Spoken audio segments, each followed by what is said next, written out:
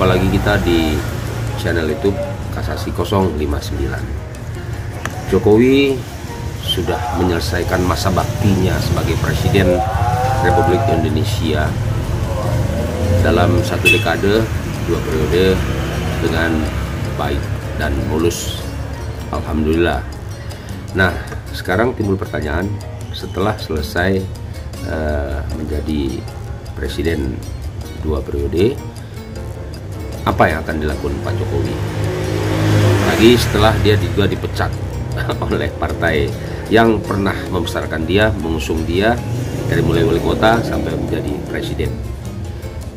Nah, tentu masyarakat akan bertanya-tanya, apakah Pak Jokowi akan tinggal diam di Solo, ya, menikmati hari tuanya, atau bagaimana? Mungkin banyak salah, ya. Nah, menurut pengamat, para pengamat banyak, bisa-bisa kalau untuk ke depan, ya, karena masih ada Gibran, ya, di pemerintahan, yaitu sebagai wakil presiden dari Bapak Prabowo Subianto. 2 opsi aja, ya, yang harus dikerjain Pak Jokowi, dan pasti bisa, insya Allah bisa, yaitu 2 opsi ini: mendirikan partai baru, itu satu, atau merebut PDIP. Ini kansnya juga banyak, jangan salah. Tentu kalau orang akan bertanya lagi, hal yang kedua nih, merebut partai PDI gimana ya? Nah, gimana skenario-nya atau gimana planningnya? Yuk kita simak, ya, apa kata Bang Denny Darko, ya, seorang konten kreator yang sudah cukup ternama, dan dia juga katakanlah dari dunia agak-agak itu sebagai, ya, peramal atau apalah, ya, itu profesinya Bang Denny Darko di samping konten kreator. Yuk kita simak atau kita reaksi apa kata Bang Denny Darko. Jokowi ini akan mendirikan partai baru atau bergabung dengan partai yang ada. Bagaimana kalau saya katakan jika Jokowi sepertinya akan mengambil alih PDI Perjuangan? Yuk kita akan langsung lihat. Halo Sainsikers, kembali berjumpa bersama saya Denny Darko. Tidak ada yang namanya misteri, yang ada adalah tanda-tanda yang kita semua coba untuk mengerti. Ini bukan clickbait. Saya katakan ini sangat mungkin untuk terjadi. Ada di konten saya sebelumnya. Saya sudah memberikan beberapa bocoran mengapa saya berpikir seperti ini. Presiden Jokowi yang sedianya ini akan pensiun dan diberikan rumah sebagai remunerasi atas jasanya menjadi presiden selama 2 periode, 1 dekade ini, mengaku ingin kembali ke Solo dan beristirahat di sana, tapi semua tindak tanduk juga sepak terjang beliau akhir-akhir ini sepertinya kok mengarah ke sesuatu yang berlawanan dari apa yang dikatakannya. Presiden Jokowi ini memang terkenal dengan belok kanan tapi seinnya ke kiri, dan memang ini sepertinya adalah sebuah strategi politik di era medsos seperti sekarang ini. Maka kemudian orang-orang menjadi bertanya-tanya, jika Pak Jokowi akan kembali mempengaruhi dunia perpolitikan di Indonesia, dia akan masuk melalui apa? Terutama saat terakhir beliau mengatakan bahwa partainya perorangan. Nah, dia ini mengindikasikan orang lain ataukah dirinya? Pembahasan pertama tentu saja kita harus melihat dari seberapa besar orang menilai dan juga seperti apa sebenarnya seorang Joko Widodo ini. Banyak orang yang menganggap bahwa Pak Jokowi ini sudah kehilangan tajinya, seseorang yang sudah nggak akan dianggap lagi. Tapi tentu saja kita akan bertanya-tanya siapa yang mengatakan hal tersebut. Jika hal itu dikatakan oleh para lawan politik, ya, maka kita akan tahu artinya sangat mungkin itu adalah kebalikannya. Tapi jika memang hal tersebut benar adanya, mengapa mereka selalu menyudutkan Pak Jokowi, menyerang Pak Jokowi? Bukankah jika memang dia tidak berefek, maka sekjen partai besar sekelas Hasto Kristianto akan tetap menyerang Pak Jokowi seperti itu? Bahkan anak didiknya, ini saya katakan sekali lagi, unik sekali karena dia ini itu mirip plek-ketiplek, kalau merem itu mendengarkannya mirip seperti Pak Hasto berbicara. Seno Bagaskoro itu melakukan hal serupa, menyerang beliau. Juga garda terdepan dari elit-elit PDIP seperti Deddy Sitorus dan Adian Apitupulu yang selalu setiap ada kesempatan akan menyelipkan bagaimana Pak Jokowi ini merusak demokrasi di Indonesia. Yang mana jika kita mencoba untuk menyambungkan logikanya, maka nggak mungkin dong kalau dianggap orang ini tidak memiliki taji. Tapi mengapa hal tersebut selalu didengungkan dan tuduhan-tuduhan mempengaruhi jalannya pilkada melalui partai coklat ini terus udarakan, maka saya akan bisa katakan bahwa Jokowi ini lebih besar daripada apa yang dituduhkan. Dan Jokowi ini lebih mengerikan daripada apa yang mereka bayangkan. Pengaruhnya masihlah sangat kuat. Apalagi jika kita mengetahui bahwa Mas Gibran, anak kandungnya, ini wakil presiden Republik Indonesia. Juga dengan adanya Bobi Nasution, yang jelas ini akan menjadi gubernur Sumatera Utara, maka agak sulit mengatakan bahwa Pak Jokowi sekarang ini tidak ada pengaruhnya. Maka kita akan tahu bahwa Jokowi ini sebenarnya kelasnya itu, jika disejajarkan ya sekelas pemilik partai, melihat apa yang dimilikinya. Jadi value dari Pak Jokowi ini itu setara dengan pemilik partai.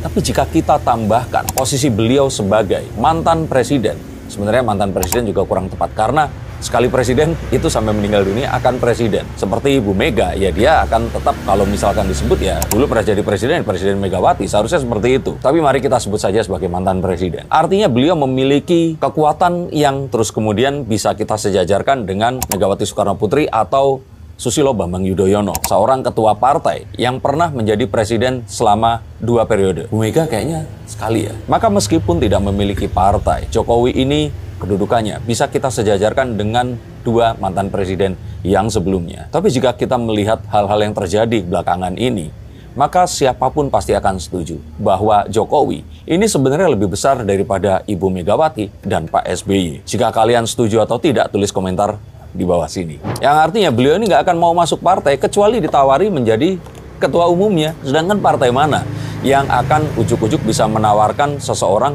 langsung menjadi ketua umum selain PSI ya? Kalau dia terus kemudian masuk ke PSI, ya nggak mungkin juga, karena anaknya aja udah jadi ketua umum, dia nggak mungkin turun kelas akan menggantikan anaknya. Kalau seandainya beliau ini masuk ke Golkar, saya pikir pasti akan menimbulkan perpecahan yang sangat luar biasa, mengingat beliau bukanlah kader dari Golkar. Jika beliau pun masuk ke Nasdem, saya nggak akan juga yakin, karena Pak Surya Paloh ini adalah pendiri dan pasti beliau ingin anaknya akan meneruskan. Jika Gerindra, tentu saja ada Pak Prabowo dan mustahil Pak Jokowi akan menjadi ketua umum juga. Jika saya menyebut partai yang lain, maka partai-partai ini akan jauh lebih kecil daripada partai-partai yang tadi saya sebutkan. Sedangkan untuk memasuki partai Islam, itu pun lebih nggak mungkin lagi. Kebayang ya kalau Pak Jokowi jadi ketua umum PKS? Maka artinya ini akan mirip dengan Pak Surya Paloh saat keluar dari Golkar dan mendirikan Nasdem. Tapi apakah mungkin seorang Joko Widodo akan menempuh membuat partai yang baru? Marilah kita berasumsi bahwa hal tersebut memang mungkin. Yuk kita lihat akan seperti apa. Saya lihat partai yang baru ini nanti sudah pasti akan beraliran nasionalis. Jadi kalau kita lihat arahnya kemana, akan lebih member-member ke PDIP atau PSI. Kalau kalian masih belum cukup mengerti, kita kembali ke masa era Pak Harto, di mana partai itu dibagi menjadi 3. Yang pertama adalah partai agama, yang kedua adalah partai nasionalis, yang ketiga ini adalah partai tengah.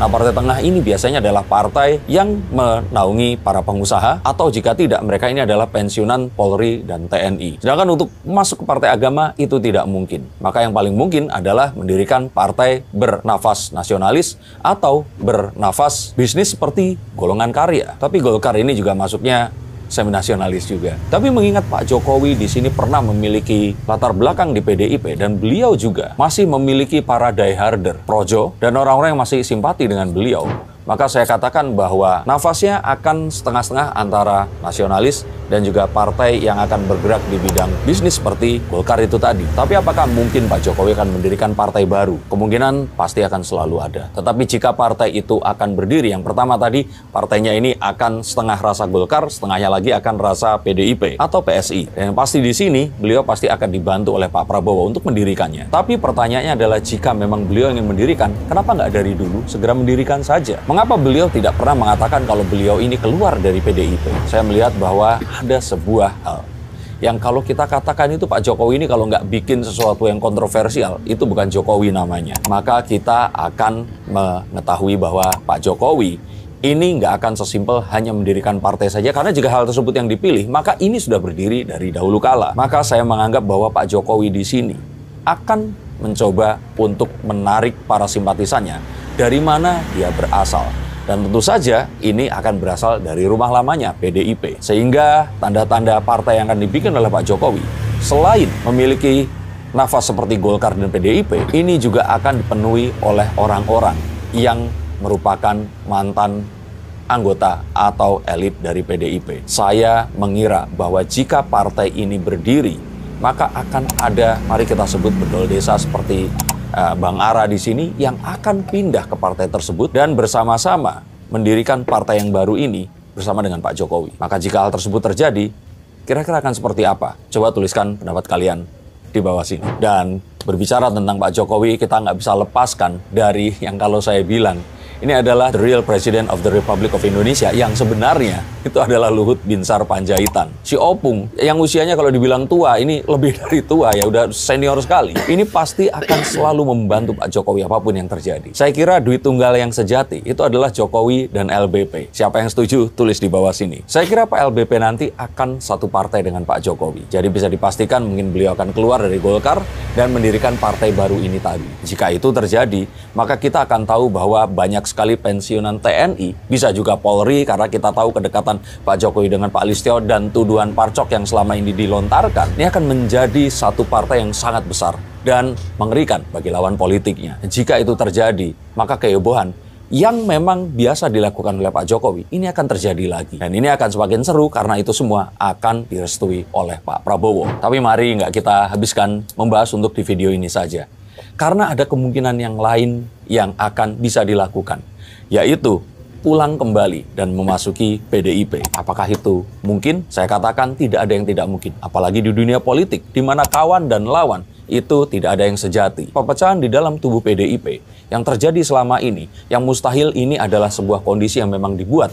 Seperti skenario bad cop dan good cop. Ini memang terlihat dengan fraksi Mbak Puan dan Pak Bambang Pacul. Dan terus kemudian fraksinya Bu Mega, Mas Hasto, Pak Ganjar ada di situ. Dan orang-orang yang menjadi loyalis dari Bu Megawati. Orang-orang yang kaku dan mengatakan dirinya menjunjung tinggi ideologi dari PDIP ini. Dan ada orang-orang yang lebih bisa menerima dan mau bernegosiasi kepada pihak luar demi kepentingan politik untuk menyelamatkan partai. Maka bisa dibayangkan, jika ternyata Mbak Puan ini bisa ketemu dengan Pak Jokowi dan membicarakan sesuatu yang akan bisa dilakukan, maka tidak menutup kemungkinan bahwa Pak Jokowi ini akan bisa kembali lagi dan terus kemudian melalui sebuah pengaturan tertentu akan masuk kembali ke PDIP dan ini akan lebih menggembarkan lagi. Apakah akan bisa diterima begitu saja? Perpecahan akan tetap ada. Tapi perpecahan juga akan tetap ada dengan Pak Jokowi mendirikan partai yang baru. Maka apapun itu sepertinya memang ini harus segera dibicarakan. Karena dalam politik ada panggung depan, ada panggung belakang, seperti kartu Seven of Swords. Dimana jika di depan hal ini tidak bisa disepakati, maka di bawah meja atau di balik ruangan, di tempat yang remang-remang, ini semua akan bisa disetujui. Tapi jika kalian cukup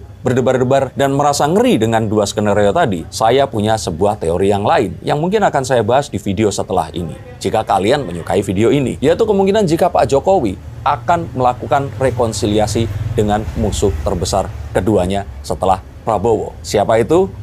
Tulis komentar kalian di bawah sini. Tapi jika Pak Jokowi akan bersatu dengan nemesisnya ini, dengan orang yang menjadi lawannya selama ini, maka ini akan jauh lebih menggembarkan lagi. Dan apa yang akan terjadi? Mungkin akan perlu lebih dari sebatas kartu untuk kita bisa menerawangnya. Siapa orang ini? Inisialnya A dan B. Sekarang jelaskan Mas Bro. Penjelasan yang begitu detail dari Mas Denny Darko ya. Dia berbicara berdasarkan data empiris, fakta di lapangan, bukan kaleng-kalengan dan bukan bohong-bohongan. Ya, oke. Mudah-mudahan ini bisa bermanfaat bagi kita semua ya, terutama bagi PDIP kader-kadernya kalau nonton video ini. Sampai ketemu di next video. Assalamualaikum warahmatullahi wabarakatuh.